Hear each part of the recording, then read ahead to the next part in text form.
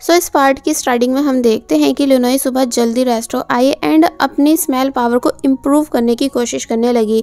तो तब जियांग भी यहाँ आ गया एंड देन लिनोई की हेल्प कराने लगा, उसको कुछ टिप्स बताकर, और फिर बाद में कहता है कि तुम्हें सूजी के साथ कंपटीशन नहीं करना चाहिए था क्योंकि उसकी ट्रेनिंग बहुत ही ज़्यादा टफ हुई है जिसका सामना तुम कभी नहीं कर पाओगी। तो ये सुन लिनोई उदास हो जाती है। तो तब जियांग ने उसे मोटिवेट किया, ये बोलकर कि अगर तुम सीरियस हो जाओ कुकिंग को लेकर एंड पूरा फोकस देने लगो तो तब तुम भी एक अच्छी शेफ बन सकती हो। तो ये सुन लिनोई नेक्स्ट डे से ही अपना पूरा फोकस कुकिंग पर देने लगी। वेल अब दिखाया जाता है कि सूजी रेस्टोरेंट में बैठकर जियांग के रेस्टोरेंट को बहुत ही ज़्यादा बुरे रिव्यूज़ दे रही होती है उनमें लिनोई का नाम लिखकर, ताकि लिनोई को रेस्टोरेंट से बाहर कर दिया जाए। तो तब यांग यहाँ आया एंड सूजी से ऐसा करने से मना करने लगा, मगर वो मानती नहीं। वेल अब हम देखते हैं कि जब जियांग सभी के साथ था कि तभी कुछ अजीब हुआ, यानी जो मीट वाला काफ़ी टाइम से जियांग के साथ वर्क कर रहा था वो मैसेज कर बताता है कि अब उसे जियांग के साथ काम नहीं करना है। तो ये सुन बाकी सब हैरान रह गए।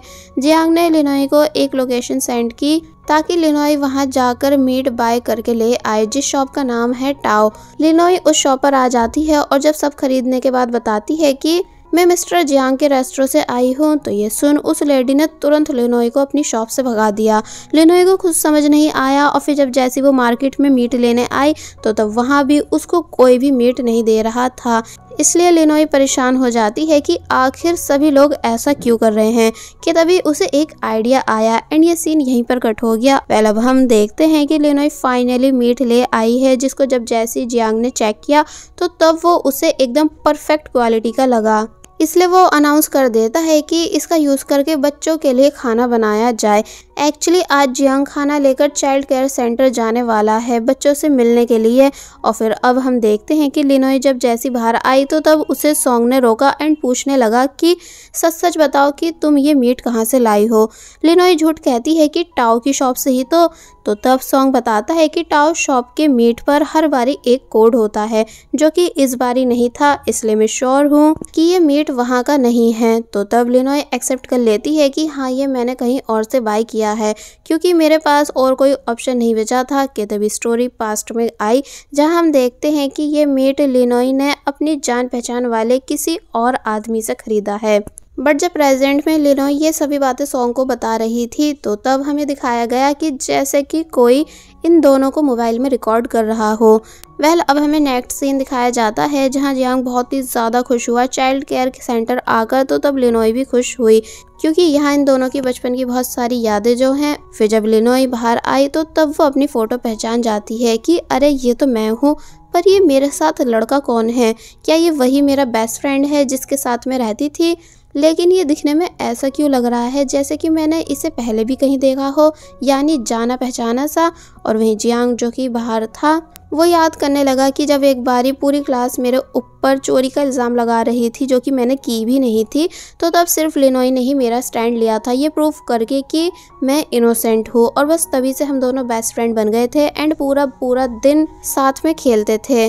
बाय द वे लिनोई बचपन में इस प्लेस पर जियांग की तरह रहती नहीं थी, बल्कि जब लिनोई के फादर जॉब पर जाते थे तो तब वो यहाँ सुबह से शाम के लिए आती थी।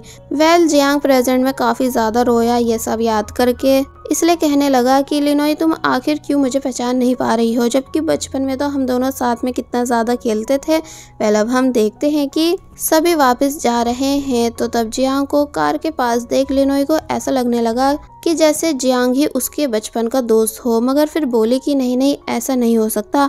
और वही वैन जो कि फुल हो चुकी थी, इसलिए फैंग ने लिनोई से जियांग के साथ बैठने के लिए बोला।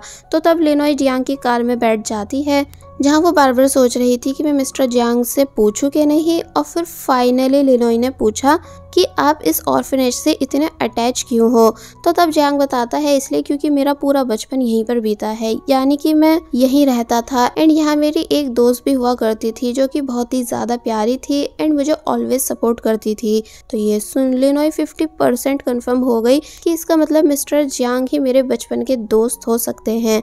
कि तभी थोड़ी बहुत देर के बाद हमें दिखाया गया कि एक ऑर्फनेज से पूरी एक वैन बच्चों को भरकर हॉस्पिटल लाई, क्योंकि जो खाना जियांग बच्चों के लिए बनाकर लेकर गया था उसमें जहर पाया गया है, जिससे बच्चों की कंडीशन खराब हो गई है। मॉर्निंग में हम देखते हैं कि जब जैसी सॉन्ग रेस्टोरेंट में आया तो तब वो उससे बंद मिला, इसलिए वो अंदर झांकने लग जाता है, जहां बातें सुन उसे पता चलता है कि पॉइजन वाले केस की वजह से जियांग के रेस्टोरेंट को क्लोज कर दिया गया है, जब तक कि ये प्रूफ नहीं हो जाता कि इसमें उसकी कोई गलती नहीं थी। और वहीं दूसरी तरफ जब जैसी ये बात मोबाइल के थ्रू लिनोई को भी पता चली तो तब वो भी सरप्राइज रह गई कि तभी अचानक काफ़ी सारे मीडिया वाले लिनोई को घेर लेते हैं, ये बोलते हुए कि हमने सुना है कि जिस मीट से पॉइजन पाया गया है उसको आप ही बाय करके लाई थी, क्या ये सब आप ही ने करा है? तो ये सुन लिनोई परेशान हो जाती है और वहीं रेस्टोरेंट के अंदर मैनेजर जियांग को बताती है कि जो मीट लिनोई लाई थी उस पर टाओ शॉप का कोड नहीं था, इसका मतलब शायद ये सब लिनोई ने ही किया है।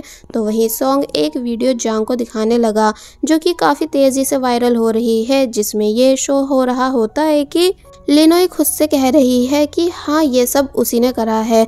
तो तब सॉन्ग बताता है कि ये वीडियो फेक है, क्योंकि जब लिनोई मुझसे बात कर रही थी तो तब उसने ऐसा कुछ भी नहीं बोला था, यानी कि ये आवाज़ की डबिंग की गई है लिनोई को फंसाने के लिए। तो ये सुन जियांग शॉक रह जाता है कि आखिर ऐसा कौन कर रहा है, कि तभी फैंग बताता है कि मीडिया ने लिनोई को घेर रखा है। तो ये सुन जियांग तुरंत यहाँ से भागा एंड जल्दी से लिनोई के पास आकर उसे अपने साथ ले जाता है और फिर टैक्सी में बैठकर उसे यहाँ से जाने के लिए बोलने लगा। लिनोई बोलती है कि पर जब मैंने कुछ गलत किया ही नहीं तो मैं छुपूं क्यों? तो तब जियांग समझाता है कि ये सब चीज़ें हम बाद में डिस्कस करेंगे, इस टाइम तुम्हारा यहाँ से जाना ही ठीक होगा। तो ये सुन वो मान जाती है एंड देन तुरंत यहाँ से चली गई।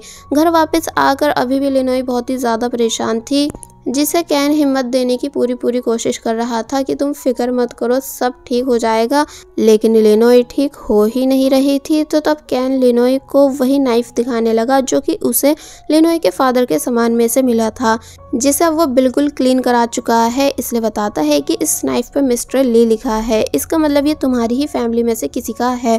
तो ये सुन लिनोई हैरान होने लगी और फिर जल्दी से अपने फादर के पास आई इस बारे में जानने के लिए, मगर अब क्योंकि जैसा कि हमें पता है कि लिनोई के फादर की कंडीशन बिल्कुल भी ठीक नहीं है, यानी उन्हें तो कुछ याद रहता ही नहीं, इसलिए वो इन दोनों को कुछ भी नहीं बता पाए। वेल अब नेक्स्ट डे इंस्पेक्टर वाले फिर से जियांग के पास पूछताछ के लिए आते हैं एंड जब चले गए तो तब यहाँ सूजी आई जो कि बोलने लगी कि देखा भाई, मैंने पहले कहा था कि ये लिनोई ठीक लड़की नहीं है, पर आपने मेरी बात को नहीं माना था। तो तब जियांग बोलता है कि मैंने भी तो तुमसे ग्रैंडपा के होटल की हेड शेफ बनने से मना किया था, पर क्या तुमने मेरी बात मानी थी? तो ये सुन वो चुप हो गई एंड देन जियांग यहाँ से चला गया और वहीं लिनोई वापस से ऑर्फनेज आई हुई है बच्चों को देखने, जो कि अब फाइनली ठीक थे, यानी कि पॉइजन से उनको ज़्यादा कुछ नुकसान नहीं हुआ था। पर बस अब इस इंसिडेंट की वजह से जियांग के रेस्टोरेंट का नाम खराब हो चुका है। ऑर्फनेज की मैनेजर भी यहाँ आ गई जो कि लिनोई से बातें करने लगी और फिर जब जैसे उन्होंने बताया कि तुम और जियांग बड़े होने के बाद भी ठीक पहले जैसे ही दिखते हो, तो तब ये बात सुन लिनोई को समझ आ जाता है कि उसके बॉस ही उसके बचपन के दोस्त हैं, यानी कि जियांग ही उसका चाइल्डहुड बेस्ट फ्रेंड है, क्योंकि वो उसी के टाइम ही तो लास्ट टाइम यहाँ आई थी। इसलिए ये सब जानने के बाद वो काफ़ी हैरान रह जाती है और फिर जब घर वापस आकर जियांग को कई बार कॉल करने का ट्राई करती है, बट जियांग लिनोई की कॉल्स का आंसर देता ही नहीं। इसलिए लिनोई को लगने लगा कि शायद जियांग को लगता है कि पॉइजन मीट के पीछे मेरा ही हाथ है, इसलिए अब वो मुझे इग्नोर कर रहा है, इसका मतलब अब वो मुझे जॉब से भी निकाल देगा।